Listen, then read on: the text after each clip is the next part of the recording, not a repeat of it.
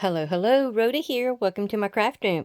Today we're going to finally work on the cover for the Craftly Hall journal. I know you're probably saying it is about time, girl, to get your act together. Okay, it's going to be sort of in steps. I don't know if I'm going to get it all done, but we'll get through a little bit of it, and then you'll get surprised at the next showing. Let's see. We had that. We had that. We had that, which flipped out. This is our sneaky peek to look at.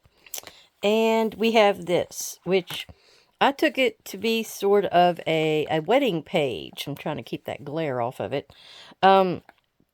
So it also has one of those little acetate hearts. I forget who gave me those, but maybe been Tommy. But I had a ton of them.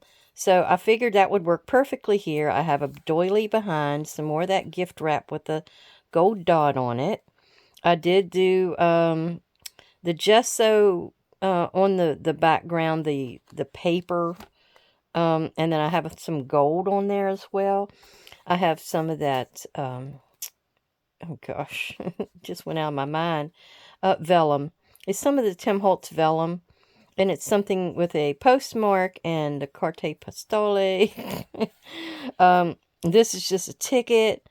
And then music, kind of like you would go to the wedding, you'd have the music, you might be writing to people, you may need a ticket to get into the reception. I have this pretty little trim here that I put on, and then that little heart. So that kind of went along with the whole idea. Over here, I'm not so sure what I did. I think it was an envelope that I had made a while back. And I'm not going to be able to show you the other side because you'll be able to see what I've got on the next page. But this opens up. I put a butterfly washi trim in here. I had this from the backdrops. I don't know. I think I just already had it cut and put in here. And that was before I actually decided to put it in this journal. So that's why it doesn't really match. And I got sending butterfly wishes there. And this is actually a little pocket that you could put something in. And I did a little collage on here. Just a few thises and that's. Okay, well, that's all we'll look at today. We'll see the other side of the envelope the next video. And what I've got here is, at one time I had made up this spine. And it's going to be a hidden spine like I always do. And then I had my signatures, my 3 signatures here. And I don't know that it's going to need to be this wide, as you see. So that's good because I thought, well, I'm going to just go ahead and use the width of this lasagna box. So I'm going to be cutting off maybe an 1/8, maybe a little more from each side, just so it fits in there really well. And I'll need to cut this down. These are, of course, the 8.5 by 11 pages, so they're only folded in half. And I'll be doing probably a 9 by 6 size cover. That's what I always usually do. So we're going to do that. We also needed a little bit of room for the little, the twin booklet at the end, and then for the beginning booklet, which is the story itself, which is his case study. All right, so let me go ahead and put this to the side. I just wanted to show that to you so you knew what we were working with. And I've been saving a bunch of chipboard boxes. And so this is going to come in handy. I think I'm going to just go ahead and cut it. Which one of these? I think this is the better one. So I'll cut off this end here and then see what we got. I'm not going to need the whole thing. Ugh. So always start you a little pile of boxes. Usually I don't do this. I don't usually do a cover out of like a folded piece like this. I will take it and usually cut it apart, or I'll glue all these pieces together and cut them apart. But I thought for this one, maybe I'll do it this way and then kind of give you a different version of a cover.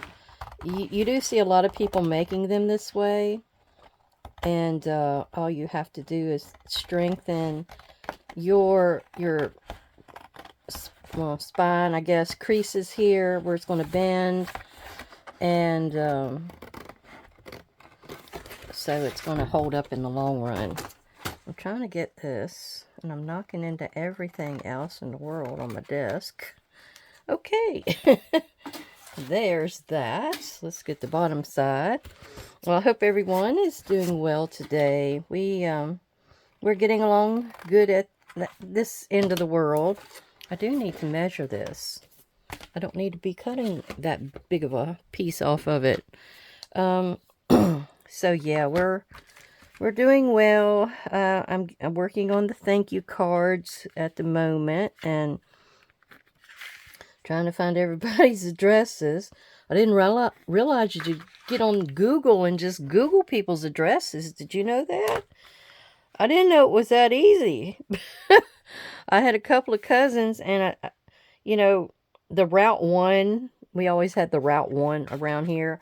Well, that's gone away, and everybody has their own number now. And I didn't realize that, so a bunch of my addresses for my cousins were the Route 1 situation. So I just got in there and put their name in, and boom, boom, boom. It's going up with how old they are, and sometimes who else was living in the household with them. Like, good grief. You have no privacy at all anymore, do you? It just kind of surprised me, I guess. I guess I need to Google myself. I'm sure I'm in there. Lordy, lordy. Okay, so this needs to be a 6-inch cover. So we'll do it just like that. And then come down through here and cut it. But yes, thank you for coming by, spending time. See what I had to show you today. I thought I'd give you something a little different. I've been inundating you with Halloween lately. I know a lot of you enjoy that. It's just I thought I'd do something a little different. I need to get this up and done and out of my way. And I think what I had planned, I just wasn't going to get to it this year. I had no idea that all this other stuff was going to happen, you know. But I just, I may try to start a few of these next year in January. But, you know, for later in the year to sell. Oh, I can just sit back, do a little bit each week or each day or whatever I want to do and go about it that way. Now when I'm cutting these pieces off, I've got these two papers underneath my faux leather that is going to be the inside covers, and I'm thinking that would strengthen this up a wee bit. Let me throw this over here. And I might not need much more covering these covers. I definitely have to get my washi out to strengthen my two creases. And maybe the edge, I don't know. I might just have it look kind of rough.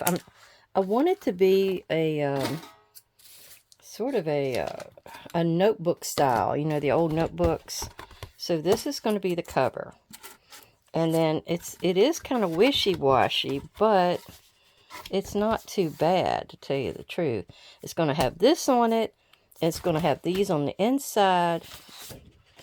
I don't know if one of these was going to be the... How was I going to do that? I think one of these was going to be the back. And then I need to make a pocket or a tuck or something for the story to go into for this end, and for the twin situation to go in on that side. So we will go ahead and see about measuring this out. I was thinking I had something I was going to tell us today, but now I done forgot what it was. Yeah, I gotta keep up with my family stories. I know y'all enjoy them. And, oh, I know what I was going to talk about. Yeah, because I sort of started in the middle of, you know, what they were going to do once they got over here and all that kind of good stuff. Because Dad, he was born about in the middle place in all the places that they lived, you know. Now, I'm going to have to just cut this, I believe, in the middle and not worry about it fitting exactly, because I'm going to have washi down through here. All right, hold on. All right, got my cutter. I'm measuring up this line down here. This has to go against there. I can make it a little bit bigger, and then I could trim it off if I need to. Sometimes you just don't hit right in the center. And then this could always be used for something. I like this color, this tone of this paper. It was out of the Dark Academia book. You see, yeah, I was not anywhere close to being at the 6-inch mark. So I'm going to put this right down here. And I will go ahead and erase that. Just so it's not going to mark it up too bad. But yeah, at one point, I don't even know when it was. I probably have it in my notes and everything. Because I used to take and use these little ring-bound notebooks, and I would write everything in them. And especially if somebody told me something, I'd have it on hand. I'd be scribbling away. And also, when Dad took me around, I was using that to write, you know, I try to keep up with the GPS and this, that, and the other. So I'm going to get this piece off of here for now.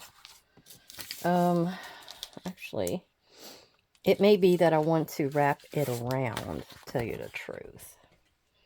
So let's see. Now, I told you I like this side better than this side. Now, this was supposed to be the outside.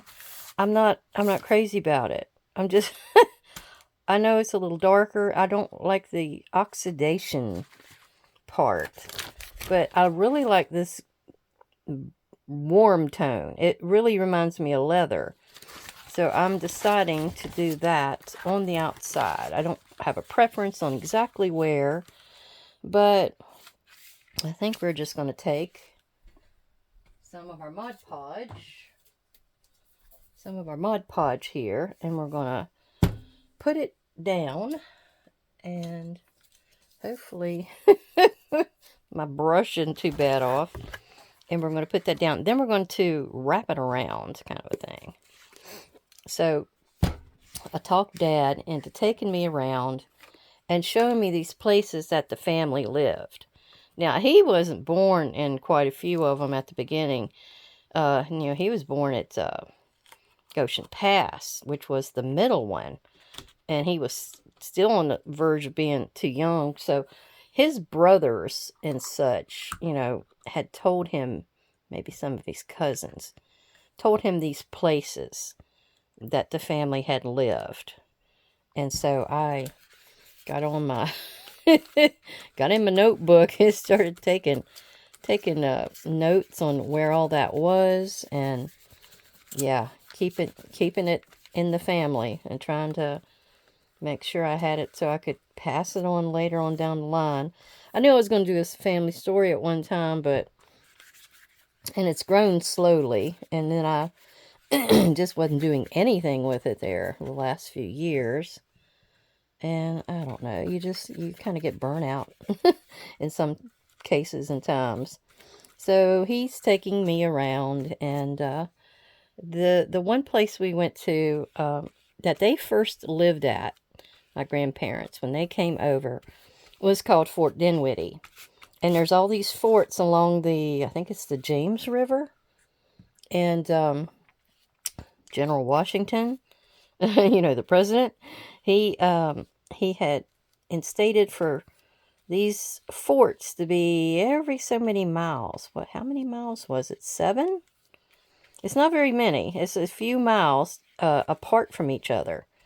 And then the place that they stayed at was called Fort Dinwiddie in Bath County, and has one of those metal signs telling you about it. Okay, so I'm trying to think what I need to do here next. I'm trying to put this brush where I'm not going to knock it into something and get goo all over, maybe right there.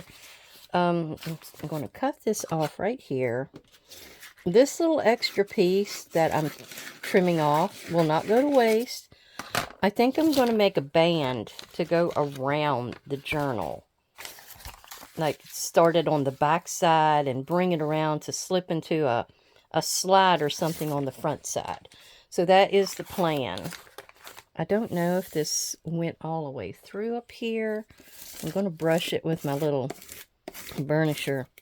So we went over there, and the way it was Grandma's brother had moved over here in 1928, and he had gotten on a farm.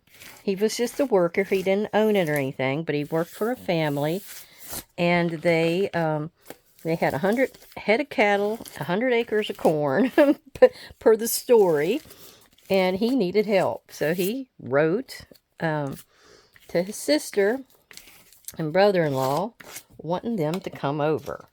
So Grandpa Clee was all gung-ho about it. He was ready. All right. So we're going to cut these corners down. You're going to do like a little wedge cut, like that. I don't know if I showed you that. But you come in kind of at an angle, and then you go that way. Kind of like that. It's not quite a V, but it's really close to one. So he moved the family in segments, because him and Grandma came over with the wagon, I guess loaded with whatever they could bring. It could only be essentials, he told her. And so they got over here, and I guess got into the house, the tenant house.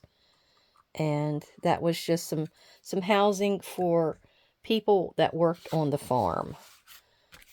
And they settled in, got the house set, and they both went back over to West Virginia to get the children.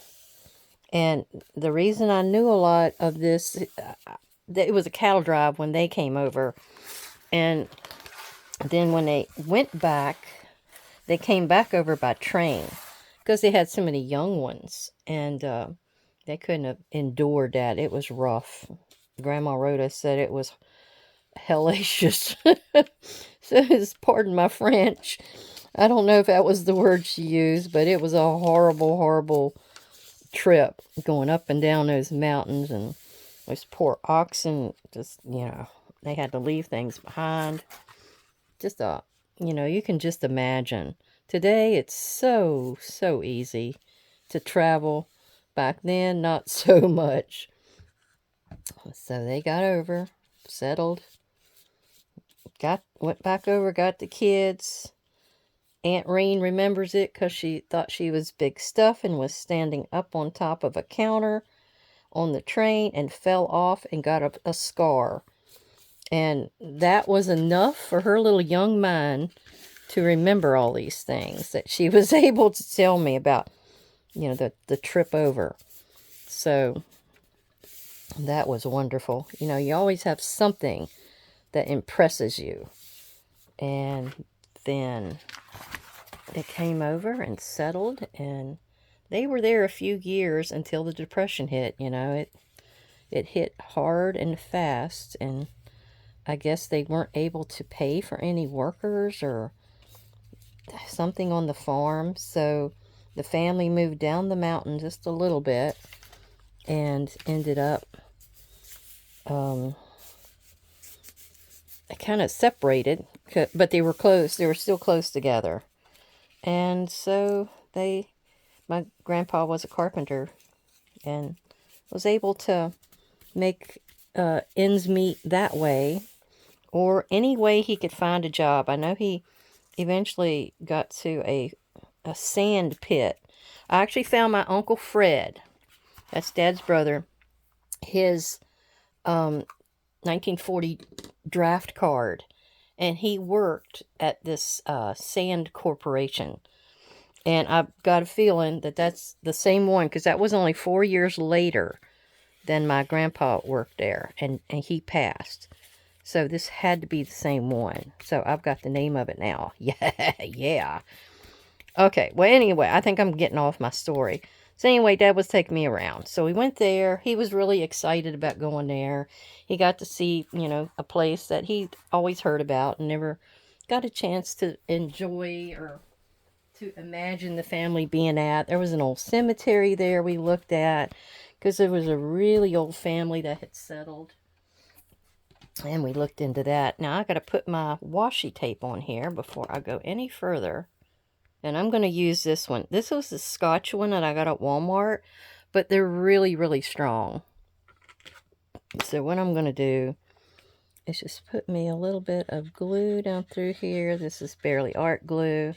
Ugh, I think I don't have it open very well. Okay, and then we did get to speak to a little bit of the family, because there's like the same family still owns it that owned it when my grandparents lived there. And they weren't able to tell us very much about them, but I mean, they remember that time. And see, the river, the James River, goes right down through the center of the farm.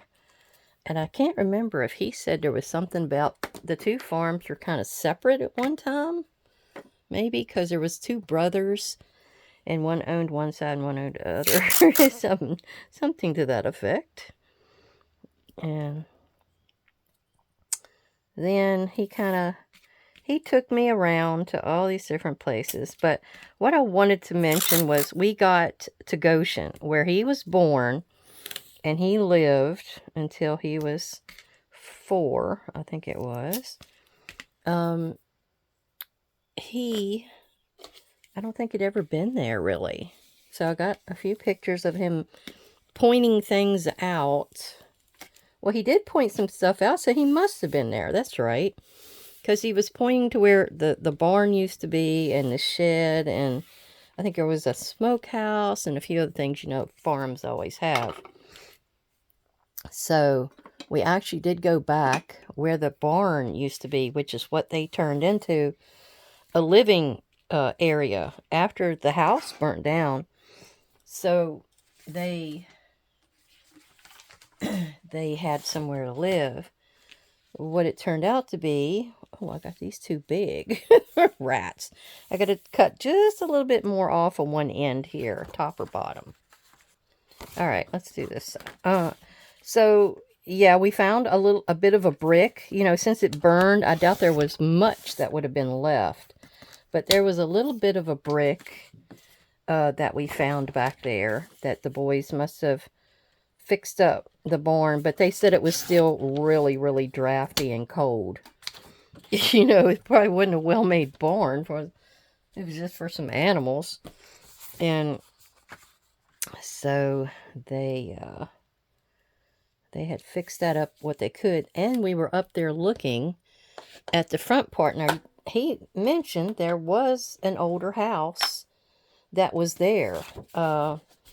That I don't understand why they didn't move into it. I don't know if it was, too bad off, abandoned. I'm just inking the edges of this so the white doesn't show. So, yeah, he said there was a house there, and it had, I think the chimney was still there when we looked at it a decade or so ago, a couple decades. And then their house, which was on the larger side, it was it was a two-story house as well, a really nice size house from what Aunt Reen was describing.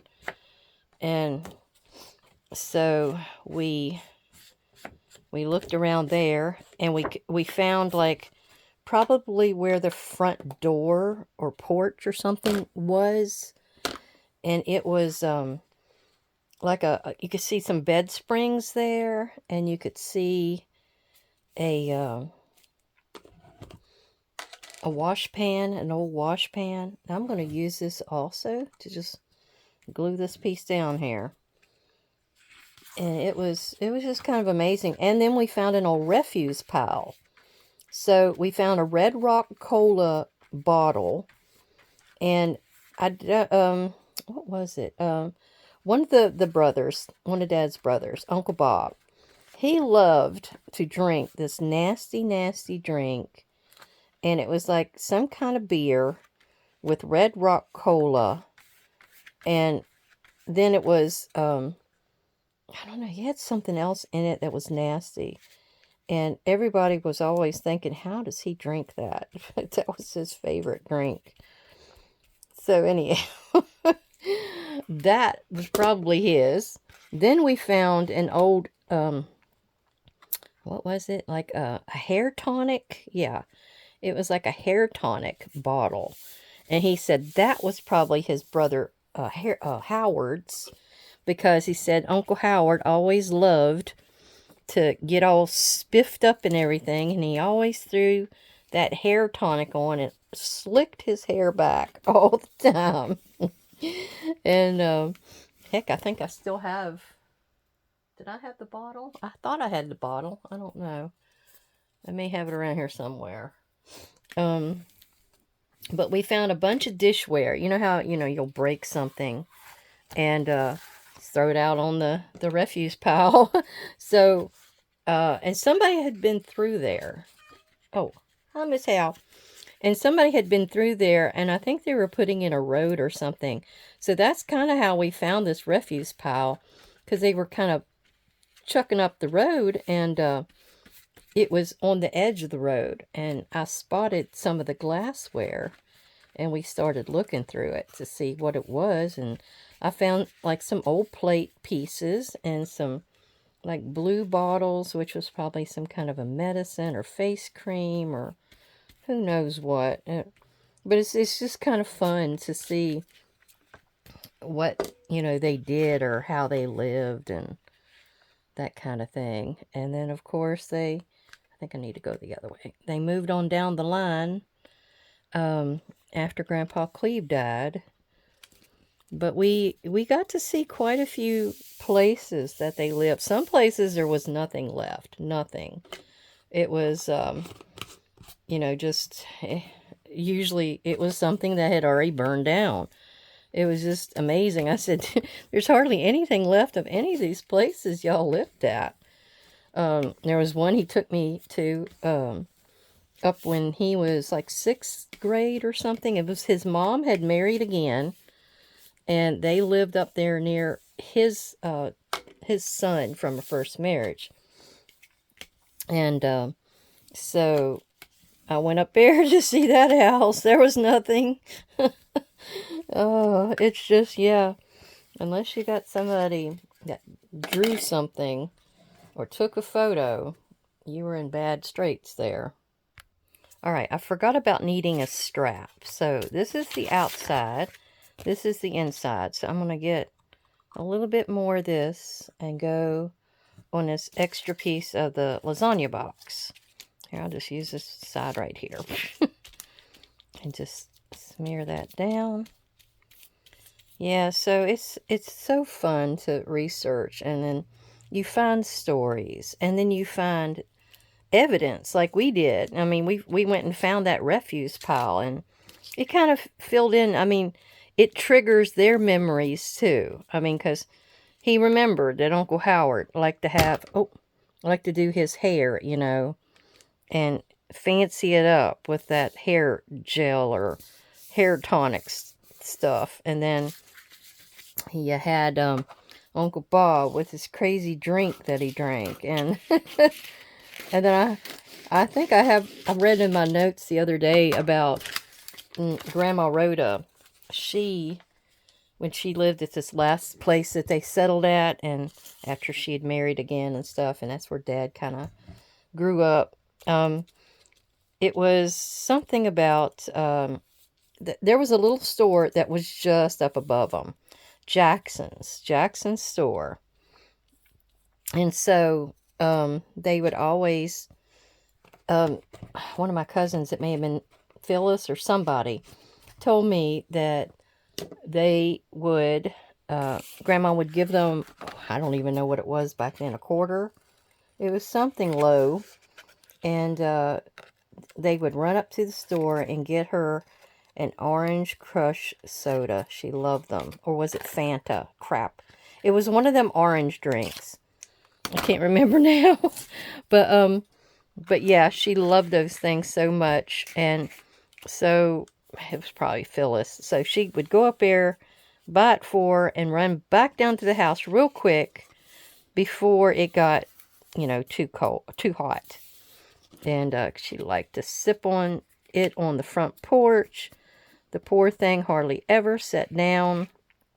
And what little bit of joy in life she could get. I mean, it's something. I mean, she was forever canning or cooking or, feeding people. She just loved to take care of her family. Now, it's hard to find them like that nowadays. It's just it's a harder life now, it seems like. You wouldn't think that, would you? It seems like, you're almost going broke.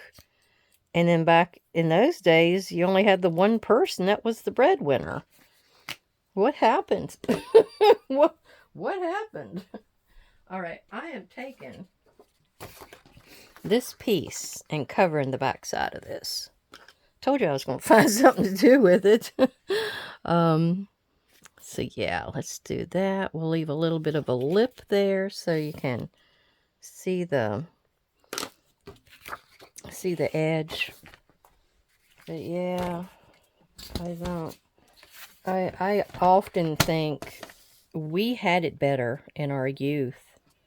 I mean, I'm not that old, but I'm old enough to remember playing out with mud pies and, pieces of old stove furniture and things like that. And you used your imagination. And you just played and had fun. And we used to ride our bikes in the road. We used to go down to this local creek. And it was actually a spring. And boy, that thing was cold on your feet. Ice cold. But it had some crawdads in it. And we would ride our bikes down there. Now, the rough part was coming back home because it was all uphill. Ooh, all uphill. But it was fun. It was a fun thing to do. Now, you know what? I meant to put that down, but I'm going to use my glue this time. And I got some of it. There. Yeah, let's see how this will hold my Barely Arts. So it was just, everybody's got so many great memories. But, you have an older person, ask them stuff. And I still didn't ask all the questions I wish I would have asked back then. My Aunt Lucy was an older girl, and she was telling me lots of stuff this one time, but I still didn't ask her enough. Now, she said that Grandpa Cleve, they went to church. I never really figured out what type of church that they went to, but she said he loved to go when they washed your feet. And I was trying to look that up, and there are Baptist faith that will do that. Something of the sacrament. It's got a word or a title to it. And it's like when Jesus did it. So I don't know exactly.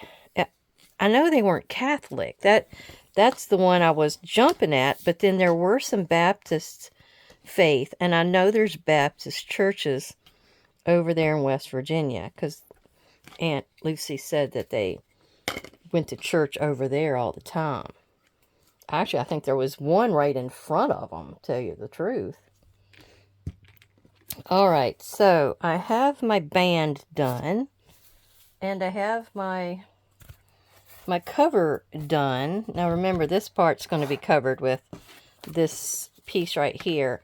So more than likely, I'm going to take the extra part of this and cover it, or this. I mean, I've still got this strip left.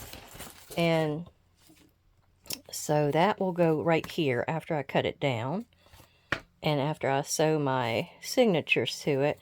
Now, the way this is going to work, I don't think I'm going to get to it today, or be able to do it on film. But this is the way the cover will look.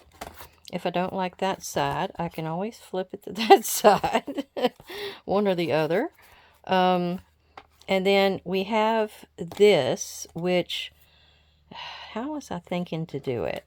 I was thinking to put it on here with some brads, like a nice 6 set of brads or something.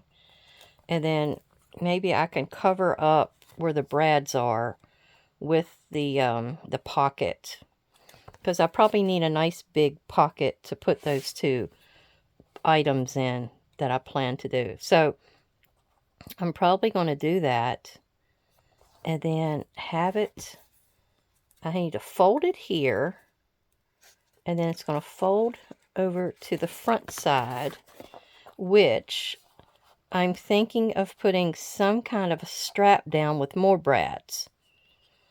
And then that can slide in and out. Now, the back may not get as much as the front. I may want it to be like that. I should have rounded my corners, which I still can, because I can go around the corners with some of the scorched timber. But it will just slide in like that. And more than likely, you can see it's kind of bending there because it's still nice and wet. But I'll probably go across about 3 or 4 little score lines where these bends need to be for this front part of the cover. And I need to make sure that I don't run across any of my little pieces. I won't. Look, they're all inside. They should all be inside, so I won't have to worry about this band mashing anything. That was the other part I needed to worry about. So, we have our cover made, and the next time we come around, I will probably have the pockets in, and hopefully have the story printed, copied, typed up, whatever I'm going to do with it, and have it ready to go in here as well. And then I'll be reading to y'all, because y'all wanted the whole story, right? So I'm going to be probably flipping through after I get all my signatures and stuff in, and I'll flip a page, and then I'll read what, that story area is, and then I'll flip another one. I don't know if it'll take 2 or 3 sessions to go through the whole thing. I just don't know. That's the only part that I'm not sure about. So, everyone, thank you for coming to visit and spending some time with me and seeing what I was up to today. I hope you enjoyed this, where you got to see me making the cover to a certain point. It's really wet, so I need to let it dry.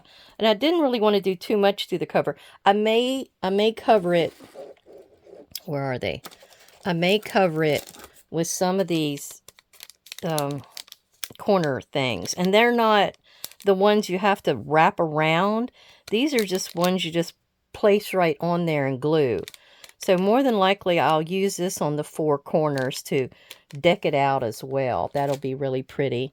I got a lot of those. Yeah, those were only $1.24. I don't know why they were getting rid of them at the paper studio at Hobby Lobby.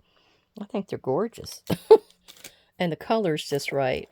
And then I have some gold ones and stuff in here, but I like that burnished color to go with this. I think that really will set it off. All right. Well, I need to say goodbye. I wish all my subscribers and viewers a great day, and thank you for supporting me. And everybody, see you again. Bye bye.